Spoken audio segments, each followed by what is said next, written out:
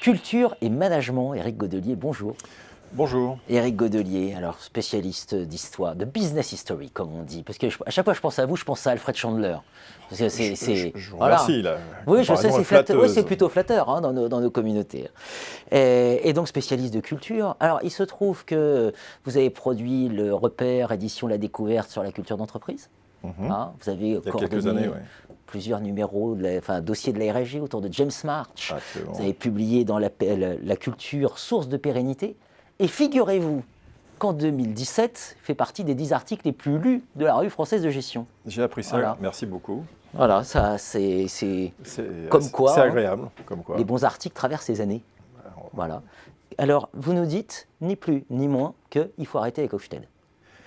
Oui, un petit peu. C'est-à-dire que la qualité des travaux de Gert Hofstede, d'abord, ça a été de poser les premières bases d'une étude un peu scientifique de quelque chose un peu bizarre qu'on appelait la culture. Donc vous savez, ou probablement les éditeurs savent que c'est quelque chose qui a été très important dans les années 60, avec un travail quantitatif remarquable, hein, plus de 162 000 questionnaires envoyés, on peut le dire maintenant, aux salariés d'IBM pour essayer de faire une cartographie des différentes origines de comportement et différences de comportement de ces gens. Ça a joué un rôle très très important. Il y a un réseau qui s'est constitué, il y a un certain nombre de critères et de méthodologies qui se sont diffusés, une communauté qui continue d'élargir le travail de Hofstede à de nouveaux critères, à de nouveaux pays. Mais le problème, c'est que du point de vue des sciences sociales, à commencer par l'anthropologie, dont la spécialité est la culture, bon, les conclusions sont au minima intéressantes, au maxima, franchement, soumises à contestation, on va dire, à critique méthodologique et épistémologique. Ce qui est assez étonnant, c'est qu'un certain nombre de gens, dans les sciences sociales, mais aussi dans le management, ont fait des critiques sur les travaux d'Hofstede dès les années 70. Et pourtant, on continue à lire de façon très très régulière, telles quelles, les principales conclusions en disant... Et des étudiants de reprendre, des étudiants chercheurs, de reprendre, et des chercheurs. Alors les étudiants, on va dire que c'est le passage un peu obligé. Ce qui est plus étonnant, c'est pour des chercheurs qui s'intéressent à ces questions de culture, de reprendre sans distance critique les conclusions, les méthodologies telles quelles. Le problème d'Hofstede, c'est que c'est marqué par ce qu'on appelle l'essentialisme, c'est-à-dire que ça confond les manifestations de la culture d'une communauté avec les origines ou les raisons profondes de cette manifestation. Et donc on réduit souvent la culture d'un certain nombre de communautés professionnelles ou communautés nationales, à des choses qui sont très proches des stéréotypes.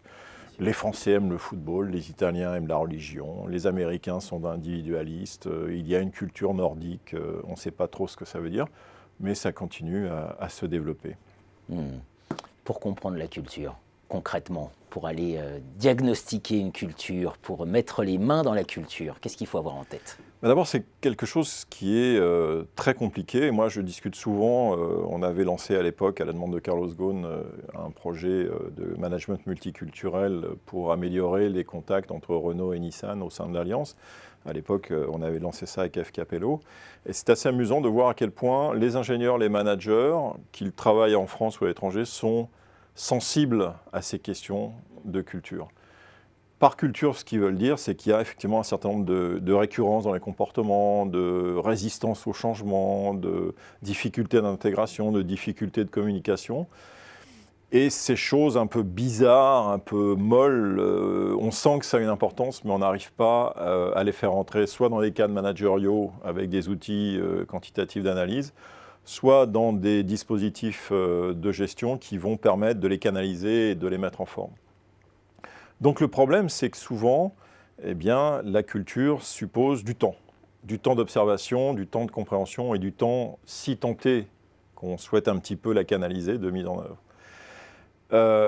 Les agendas des entreprises, et notamment des dirigeants, ne sont pas toujours compatibles avec ce temps. Et ce qui est assez amusant, par exemple, dans le multiculturel, quand je dis multiculturel, j'insiste sur le fait qu'il ne s'agit pas de multinational. On a tendance à confondre culture et nation. En fait, beaucoup d'organisations sont composées de communautés professionnelles, communautés d'éducation et d'autres.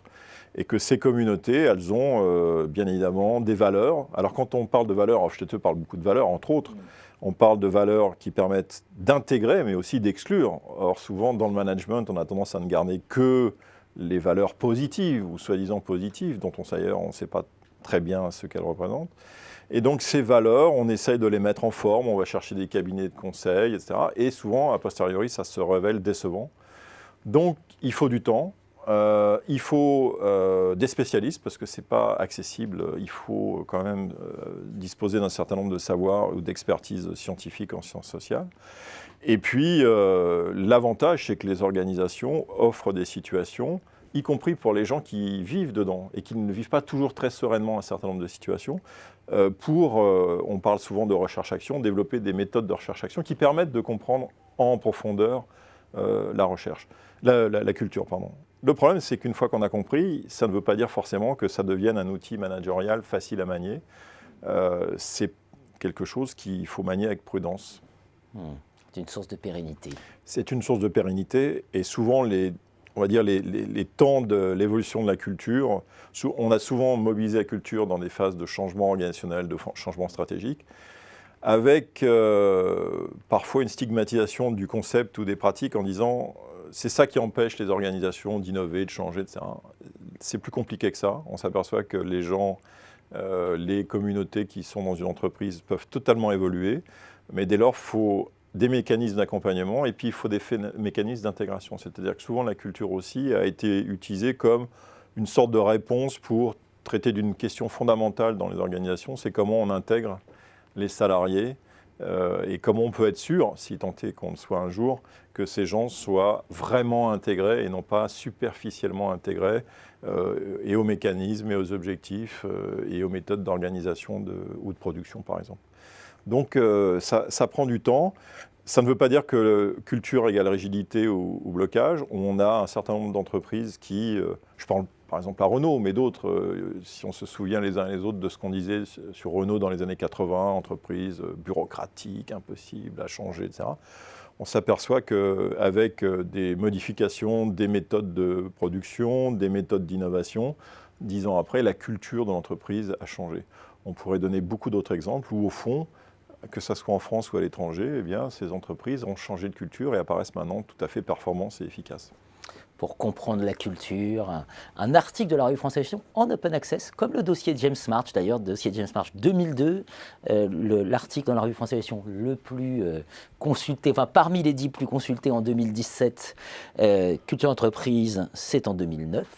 Voilà, un article publié en 2009. Donc, comme quoi aussi, comme la culture, il faut du temps pour que ça infuse. Mais quand ça infuse bien. Tout à fait. Merci Éric Godelier. Merci.